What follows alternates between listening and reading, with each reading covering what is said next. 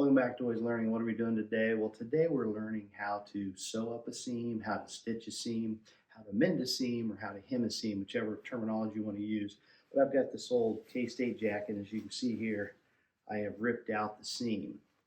And so I'm going to show you in this video how to stitch it up, hem it up, mend it up, or just sew it. And you're probably thinking, well, what do I need to learn how to sew for? Nobody sews. Well, if you can't find anybody over 40, you're probably not going to find anybody that really knows how to sew or do a seam anymore. People just don't know how to do it. They somehow lost that transferable skill from that their parents or the pioneers had. So you're probably thinking, well, what do I need to learn it for? Well, let's just hypothetically say you're a 53-year-old man and you're getting ready for your daughter's wedding and you're the only one in the house. And you bend over to tie your shoes and you split out the seam in the butt of your pants. What are you going to do? Well, a lot of people would panic, but what I did was I just reached into my pocket and I pulled out, oh, if you're in the 80s, I'm going to get a punch in the shoulder the next time. No, I'm kidding. I just reached in my pocket and I pulled out this thing called knowledge, because somewhere along the way I learned how to mend a couple different ways a seam. So I just got a needle and some thread and I sewed it up in 5 minutes. I was on my way. So pitter patter, let's get at her.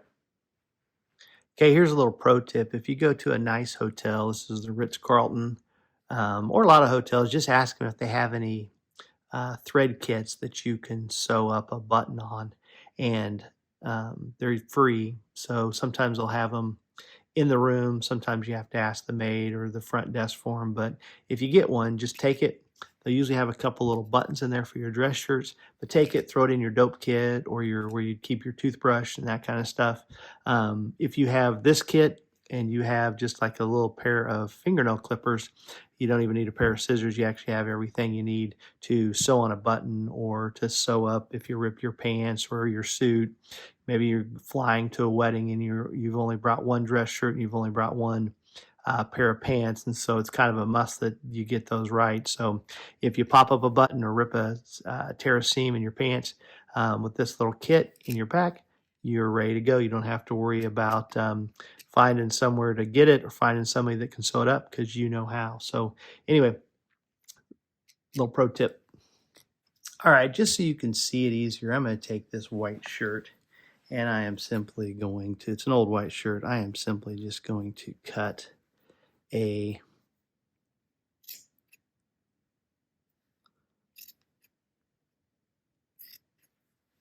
just going to cut a little gap in it, and then I'm going to slide this green board behind it so you can kind of see what is actually kind of going on.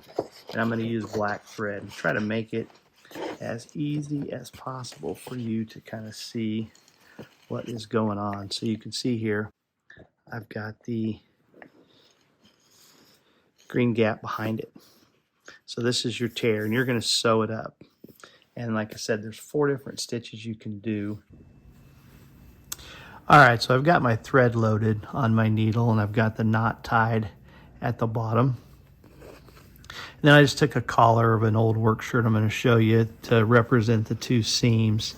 And so imagine that this is a ripped seam in a trouser or a pair of shorts or something, or a jacket. I'm simply going to take those, and this would be on the back side, and I'm going to line those up almost like 2 pieces of bread. See how I have those lined up? And you're only going to want to use where you can see the seam. So imagine that that's the torn seam that you're going to go through. You're just going to pick a side and you're going to come through. Usually before, like if the tear starts here, you would want to come through just a little bit earlier and you're going to start it. But for demonstration purposes, you're just going to come through both pieces of bread or the doubled up seam fairly close to the top. And I'm going to pull it, and that knot's going to hold it. But if you wanted to, you could come back through. You could come back through a couple times and tie it off or go through the loop. But we're going to do the back stitch. And for the back stitch, what you're going to do is, the reason it's called a back stitch is here's where your starting point is. You're going to come forward and go through both pieces of bread or through the seam. And then when you come back, you're going to come back through the middle of it. So here's where I'm going to go through both seams. You can see here I'm just poking through both sides. Okay, so pretty good size gap between my needle and my thread. Okay, I'm going to pull that, and that's going to make a stitch there. Okay, now I come on the back side, and you can see that gap there. So that's the back stitch, because I'm going to come right through there, right between the two of them.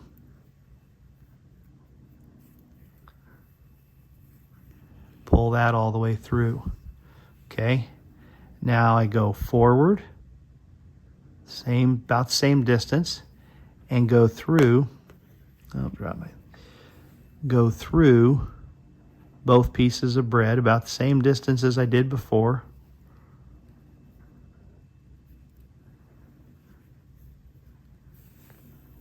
Pull that tight.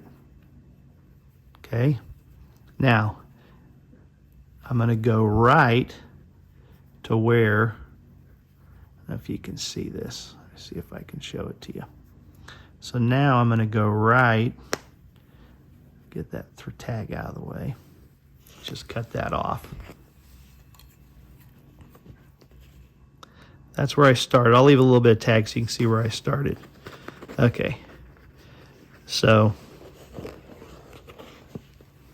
I've got the stitch on this side, and then on this side I'm going to come back basically right where I came through, because that's my other point, and I'm going to come right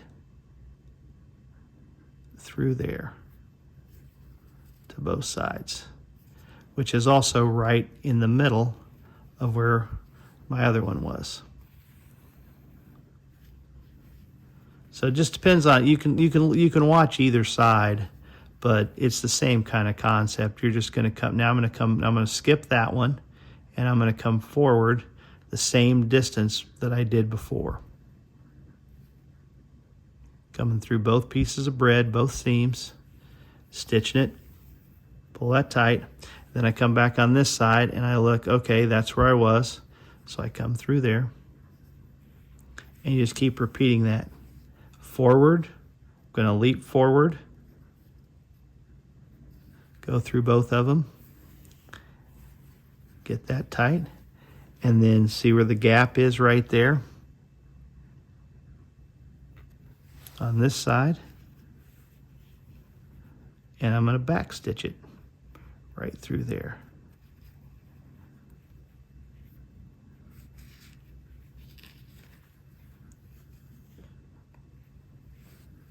Same thing, I got that one a little high, but you're getting the drift. So now I go forward, there's my last stitch, I'm going to come forward right there, through both pieces of bread, through the seam, pull it tight. Now come back to where I was before on this side and go right through.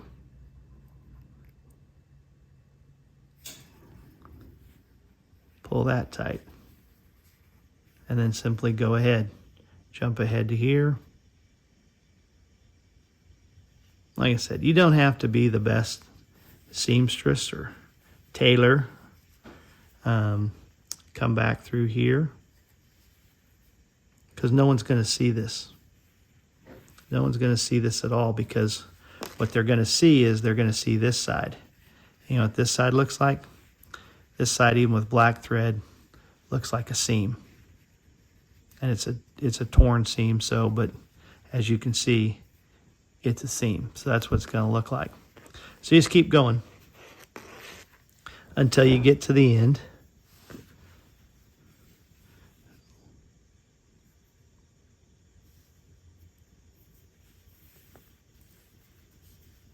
Come on this side, back stitch, or just shoot through the middle of where your two previous ones were. Go forward. And it goes pretty quick once you kind of get the hang of it.